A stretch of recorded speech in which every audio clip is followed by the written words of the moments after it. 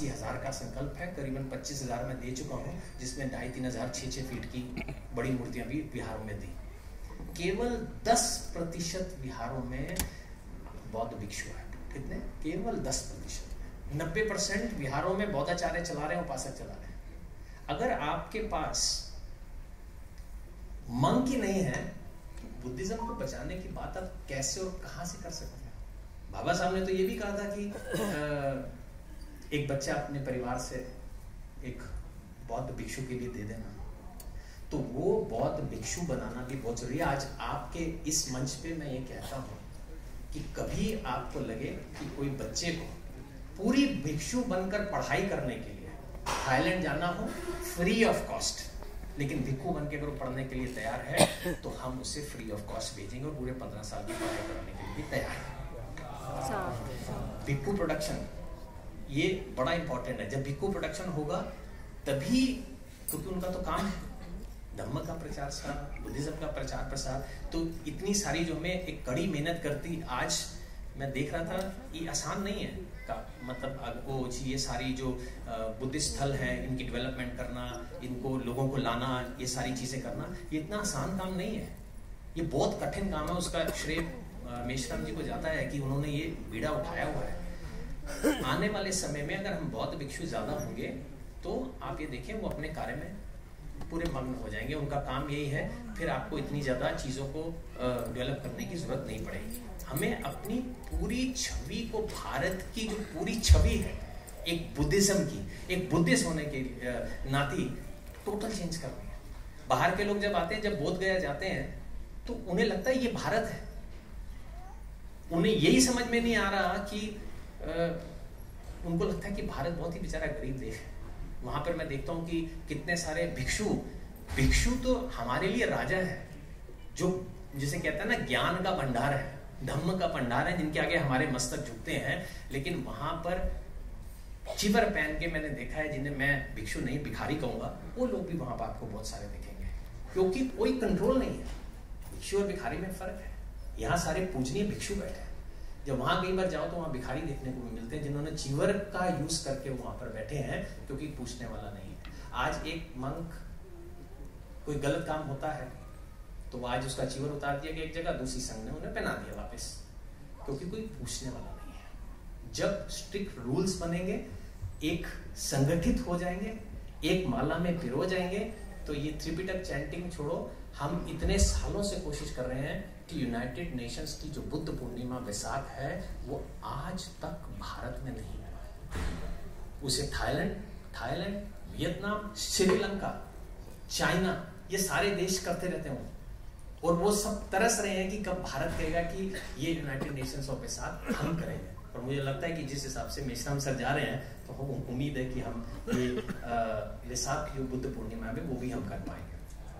तो हम आपसे आज मैं आपके बीच ये संदेश इसलिए देने आया हूँ कि मैं चाहता हूँ कि आप सभी लोग अपने कर्तव्यों को जानें, एक दूसरे का साथ दें, और ये जो दान की बात वो कर रहे हैं, ये इतना बड़ा मौका है, इसका पुण्य आप दान करेंगे, पुण्य मुझे नहीं मिलने वाला। आपने 1 रुपया भी दान किया, उसका पुण्य आपको ही है। और राजेश चंद्रा जी ने एक बात कही थी कि अलग अलग बताए थे किसको कितना दान मिल जाता है, मतलब कितने पुण्य मिल जाते हैं। तो उससे मुझे छोटी सी बिल्कुल कहानी याद आई। एक राजकुमारी थी मल्लिका, बहुत ही उसकी कहानी है। इसमें क्या था कि एक भगवान बुद्ध चारिका करने गए और एक लड़की बहुत ही गरीब, इतनी गरीब कि वो फूल चुनकर एक दिन की रोटी कमाती थी सारा, लेकिन बहुत सुंदर लड़की थी। वो एक दिन फूल चुन रही थी और रोटी अपनी सुबह बना के लेके गई थी, तो उसने देखा कि संग आ रही है और सबसे आगे बुद्ध चल रहे हैं, और बुद्ध का तेज ऐसा था कि जो भी उन्हें देखता था वो देखता रह जाता था। तो जब वो उनके आगे से गुजरे, उन्हें समझ में नहीं आया, सब लोग कुछ दान कर रहे हैं तो मैं क्या दूं, उनके बोल में क्या डालूं। तो उनके पास अपना जो खाना था उन्होंने उनके बोल में डाल दिया और बुद्ध आगे चल पड़े। बुद्ध आगे चले तो थोड़े से मुस्कुराए, और आनंद ने पूछा, भाई आप मुस्कुराते हो, क्या हुआ? कहते ये वो लड़की नहीं जानती कि उसने कितना बड़ा पुण्य कमा लिया है। और उसी शाम को उस एरिया के राजकुमार ने उस लड़की को देखा पसंद किया और उसे शादी की ऑफर दे दी, और उसी रात को उसने उससे शादी करके रातों रात वो लड़की, एक गरीब लड़की, एक राजकुमारी बन गई। ये दान जो अभी बात कर रहे थे कि भगवान बुद्ध को अगर दान कर दिया तो आप रातों रात राजकुमार बन गए, तो ये जो दान का पुण्य है इसका मौका हमें छोड़ना नहीं चाहिए, और हमें उसके बदले में बहुत कुछ मिलेगा, वो आप खुद करेंगे तो तब जानेंगे। आज मैं बहुत खुश हूँ कि मुझे यहाँ पर बुलाया गया, ये मौका दिया गया कि मैं आपके बीच अपने कुछ दिल की बातें रख सकूं। मैं स्पीच बना के नहीं,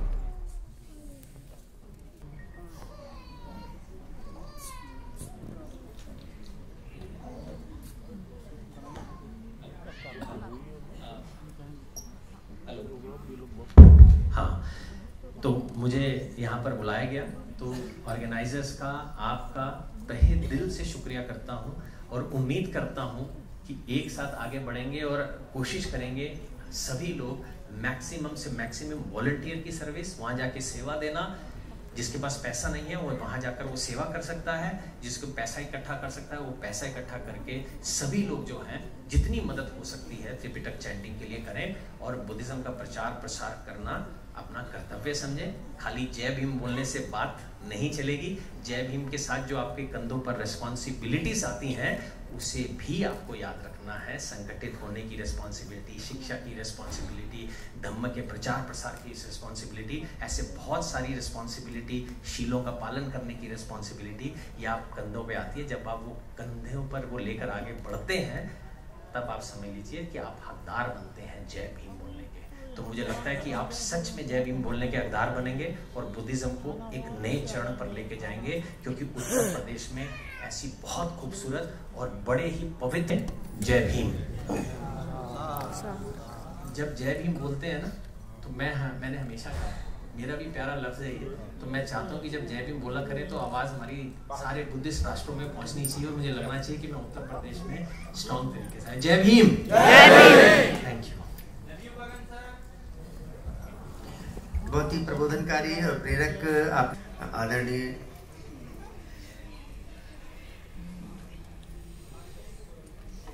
किसी की इनोवा गाड़ी खड़ी जिसके कारण दूरदर्शन की गाड़ी निकल नहीं पा रही है, जिसकी भी इनोवा गाड़ी है कृपया करके देख लीजिए, वो मार्ग में अवरोध बन रहा है। हम आदरणीय